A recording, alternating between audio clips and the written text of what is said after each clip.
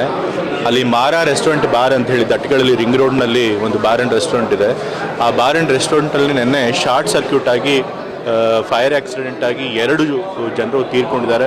ಸುಮಾರು 7 ಜನರು ಗಾಯಗೊಂಡಿದ್ದಾರೆ. ಅವರು ಹಾಸ್ಪಿಟ್ಲಲ್ಲಿ ಚಿಕಿತ್ಸೆ ಪಡಿತಾ ಇದ್ದಾರೆ. ಆದರೆ ಬಾರ್ ಆ್ಯಂಡ್ ರೆಸ್ಟೋರೆಂಟ್ ನಡೆಸ್ತಿರೋರು 2ನೇ ಫ್ಲೋರಲ್ಲಿ ನಡೆಸ್ತಾ ಇದ್ದಾರೆ. ಆ 2ನೇ ಫ್ಲೋರ್ನಲ್ಲಿ ಅವ್ರು ಲೈಸೆನ್ಸ್ ತಗೊಂಡಿಲ್ಲ. ಲೈಸೆನ್ಸ್ ತಗೊಳ್ಳದೆ ಬರೀ ರೆಸ್ಟೋರೆಂಟ್ ಮಾತ್ರ ನಡೆಸಬೇಕಾಗಿತ್ತು.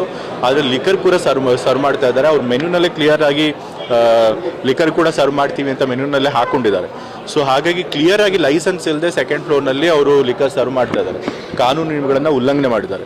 ಸೊ ಅದಕ್ಕಾಗಿ ಮಾಲೀಕರ ಮೇಲೆ ಈಗಾಗಲೇ ಕಂಪ್ಲೇಂಟ್ ಕೂಡ ಮಾಡಿದ್ದಾರೆ. ಬಟ್ ಅದಕ್ಕಿಂತ ಮುಖ್ಯವಾಗಿ ಲೈಸೆನ್ಸ್ ಇಲ್ಲದೇ ಕೂಡ ಅವ್ರು ನಡೆಸ್ತಾ ಇದ್ರು ಕೂಡ ಅದಕ್ಕೆ ಕಣ್ಮುಚ್ಕೊಂಡು ಕೂತಿರುವಂಥದ್ದು ಎಕ್ಸೈಸ್ ಡಿಪಾರ್ಟ್ಮೆಂಟ್ ಅವರು.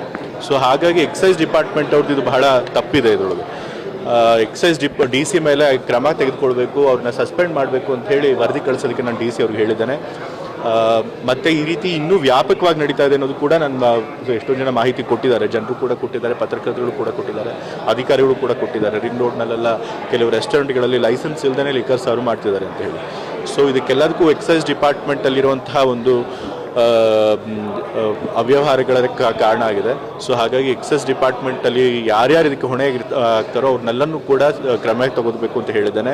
ಪೊಲೀಸರಿಗೂ ಕೂಡ ಸೂಚನೆ ಕೊಟ್ಟಿದ್ದೇನೆ. ರಿಂಗ್ ರೋಡ್ನಲ್ಲಿ ಏನೇನು ರೆಸ್ಟೋರೆಂಟ್ಗಳಿರ್ತವೆ, ಬಾರ್ ಆ್ಯಂಡ್ ರೆಸ್ಟೋರೆಂಟ್ಗಳಿರ್ತಾರೆ, ಎಲ್ಲ ಕಡೆಗೂ ಭೇಟಿ ಕೊಟ್ಟು ವಿತೌಟ್ ಲೈಸೆನ್ಸ್ ಯಾರಾದರೂ ಲಿಕರ್ ಸರ್ವ್ ಮಾಡ್ತಿದ್ರೆ ಎಕ್ಸೈಸ್ ಇನ್ಸ್ಪೆಕ್ಟರ್ಗಳು ಸೇರಿಕೊಂಡು ನೀವು ಅಲ್ಲಿ ಹೋಗಿ ಭೇಟಿ ಕೊಟ್ಟು ಇನ್ಸ್ಪೆಕ್ಟ್ ಮಾಡಿ ವಿತೌಟ್ ಲೈಸೆನ್ಸ್ ಸರ್ವ್ ಮಾಡ್ತಿದ್ರೆ ಅಂಥವ್ರ ಮೇಲೆ ಕ್ರಮ ತೆಗೆದುಕೊಳ್ಬೇಕು ಅಂತ ಹೇಳಿದ್ದಾನೆ. ಮತ್ತು ಫೈರ್ ಸೇಫ್ಟಿ ಮೆಷರ್ಸು ಕೂಡ ಅಲ್ಲಿ ಯಾವುದನ್ನೇ ಮಾಡಿಲ್ಲ. ಆ ಮಾರಾ ರೆಸ್ಟೋರೆಂಟ್ ಯಾವುದೊಂದು ಆಫ್ರಿಕನ್ ಥೀಮ್ನಲ್ಲಿ ಮಾಡಿದ್ದಾರೆ. ಸೊ ಆಫ್ರಿಕನಲ್ಲಿ ಥೀಮಲ್ಲಿ ಮಾಡಿರೋದ್ರಿಂದ ಹುಲ್ಲು, ಬಿದಿರು ಆ ರೀತಿ ಇನ್ಫ್ಲೇಮೇಬಲ್ ಮೆಟೀರಿಯಲ್ಸ್ನ ಹೆಚ್ಚಾಗಿ ಬಳಸ್ಕೊಂಡ್ಬಿಟ್ಟಿದ್ದಾರೆ. ಆದರೆ ಫೈರ್ ಸೇಫ್ಟಿ ಮೆಷರ್ಸ್ ಯಾವುದೂ ಇಟ್ಕೊಂಡಿಲ್ಲ. ಸೊ ಹಾಗಾಗಿ ಸಣ್ಣ ಶಾರ್ಟ್ ಸರ್ಕ್ಯೂಟ್ ಆದ ತಕ್ಷಣ ಅದು ಬೆಂಕಿ ಬೇಗ ಸ್ಪ್ರೆಡ್ ಆಗೋಗ್ಬಿಟ್ಟಿದೆ. ಸೊ ಹಾಗಾಗಿ ಫೈರ್ ಸೇಫ್ಟಿ ಮೆಷರ್ಸ್ ಕೂಡ ಪಡ್ಕೊಂಡಿಲ್ಲ. ಸೊ ಫೈರ್ ಡಿಪಾರ್ಟ್ಮೆಂಟಲ್ಲೂ ಕೂಡ ಈ ಫೈರ್ ಸೇಫ್ಟಿ ಮೆಷರ್ಸ್ ಇಲ್ಲದೇ ಅವ್ರು ನಡೆಸೋದಕ್ಕೆ ಅವಕಾಶ ಮಾಡಿಕೊಟ್ಟಿದ್ದಕ್ಕೆ ಅದಕ್ಕೂ ಸಂಬಂಧಪಟ್ಟ ಅಧಿಕಾರಿಗಳ ಮೇಲೆ ಕ್ರಮ ತೆಗೆದುಕೊಳ್ಬೇಕು ಅಂತೇಳಿ DC ಸೂಚನೆ ಕೊಟ್ಟಿದ್ದೇನೆ.